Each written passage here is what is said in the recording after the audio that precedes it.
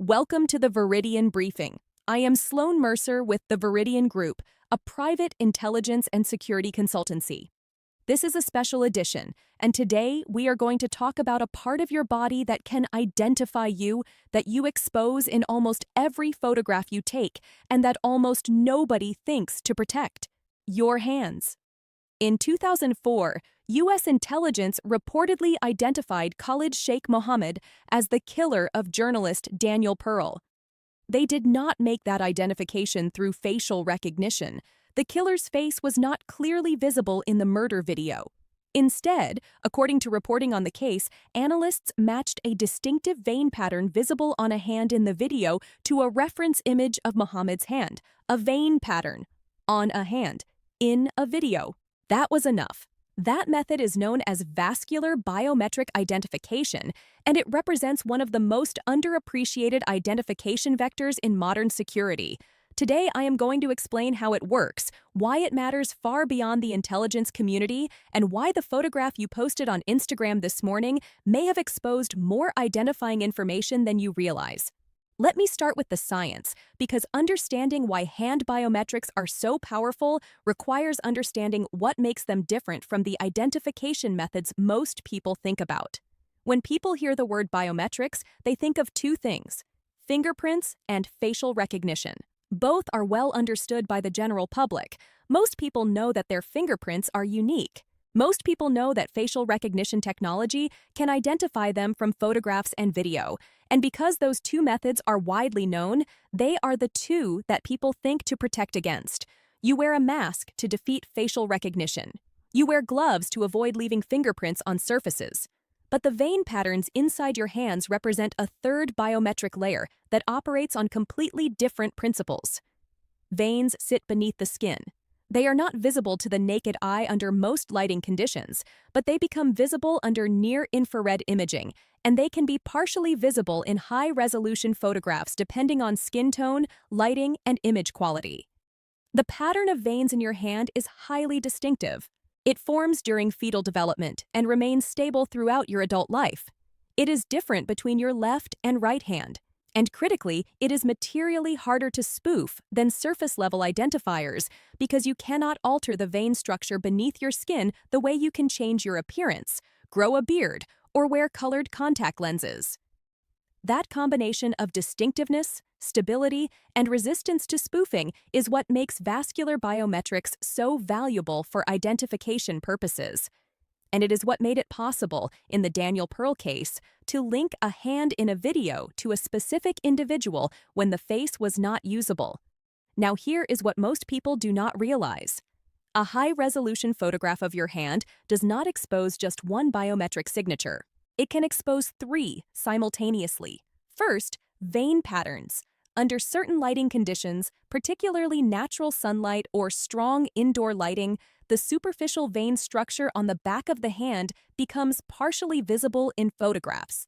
The distinctiveness of that pattern can support identification or, at minimum, biometric narrowing, reducing a population of possible matches to a much smaller set.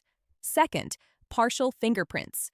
If your fingers are positioned in a way that exposes the pad surface toward the camera, even a small visible portion of a fingerprint ridge pattern can provide investigative value. There is real-world precedent for this. Investigators have identified suspects from only a small visible portion of a fingerprint captured in a photograph. You do not need a full 10-print card. A partial print from a high-resolution image can be enough.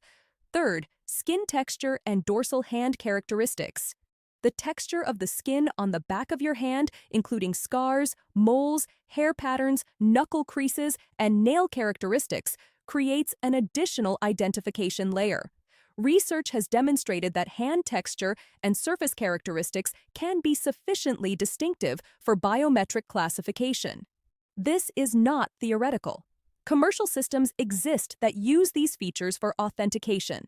So when you take a photograph that clearly shows your hands, you are potentially exposing vein structure, partial fingerprint data, and distinctive skin characteristics in a single image. 3 identification vectors in one frame. This brings me to the point that should matter to every influencer, content creator, executive, and public figure watching this briefing. Many people who are conscious of their privacy believe they are mitigating identification risk by covering their face with a phone during mirror selfies or by positioning their hand over their face in casual posts. You have seen this countless times on Instagram. The subject holds their phone up, the screen or the phone body covers most of their face, and they feel anonymous. They have hidden their most recognizable feature. But look at what they have left exposed, both hands, in high resolution, often filling a significant portion of the frame, with good lighting, with vein structure potentially visible, with fingerprint surfaces sometimes angled toward the camera, with every scar, mole, and skin characteristic captured in detail. From an OPSEC standpoint, obscuring the face while fully exposing the hands can create a false sense of security. You have shut down one identification vector, facial recognition, while leaving several others wide open. And unlike your face, which people instinctively think to protect, your hands are exposed in almost every photograph and video you produce without a second thought. This is not a hypothetical concern.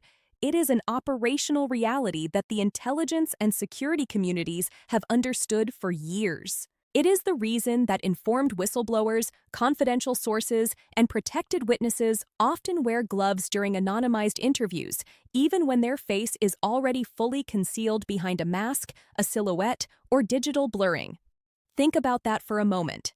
These are people whose lives may depend on remaining anonymous. They understand that covering the face removes one identification vector, but if their hands are visible, an adversary with access to reference imagery and the right analytical tools could potentially match hand characteristics to narrow or confirm an identity. So they cover both, face and hands. That is not paranoia. That is OPSEC layering. OPSEC layering means addressing multiple identification vectors simultaneously rather than assuming that defeating one method provides complete protection. A mask protects the face, gloves protect the hands, voice modulation protects vocal biometrics, background sanitization protects location indicators. Each layer removes an additional avenue that could be used for identification or attribution. The technology in this space is not standing still, it is accelerating. Commercial palm vein authentication platforms are already deployed in banking, healthcare, and access control environments. Modern deep learning models are pushing vascular biometric identification far beyond the manual comparison methods that were used in 2004.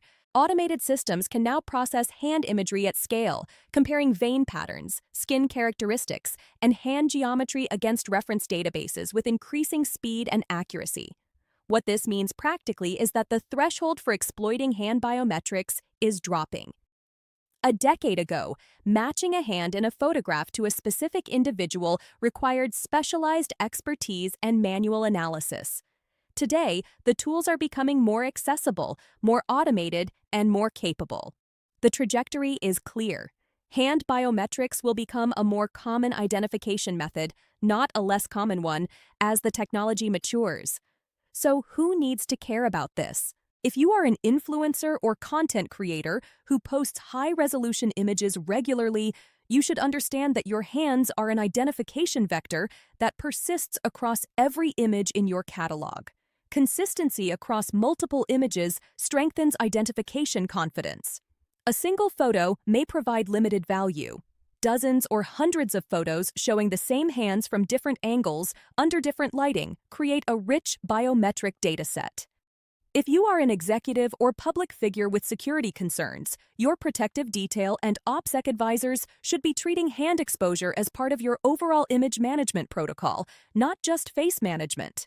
If you advise whistleblowers, confidential sources, journalists' contacts, or anyone requiring protective anonymity, hands should be treated as a meaningful exposure vector in your protection planning, not an afterthought. Gloves during anonymized interviews. Hand positioning awareness during any visual recording. Review of published imagery for inadvertent hand exposure. If you work in corporate security and your organization has personnel who need to maintain a degree of anonymity, whether for protective reasons, competitive intelligence concerns, or personal safety, hand biometric awareness should be part of your security education program. The operational takeaway is straightforward. A high-resolution image of your hand may be enough to support identification, attribution, or at minimum biometric narrowing that reduces anonymity, even when the face is fully concealed. That is a capability that exists today, that is improving rapidly, and that most people are completely unaware of. A mask protects the face, gloves protect the identity. If you are thinking about one without the other, your OPSEC has a gap. That is the Veridion Briefing Special Edition on Hand Biometric Identification. If your organization needs OPSEC consulting, executive protection planning, or threat assessment for personnel with anonymity requirements, visit veridiongroup.com/briefing to schedule a consultation with our team. I am Sloan Mercer with the Veridion Group. Stay informed. Stay prepared. I will see you next week.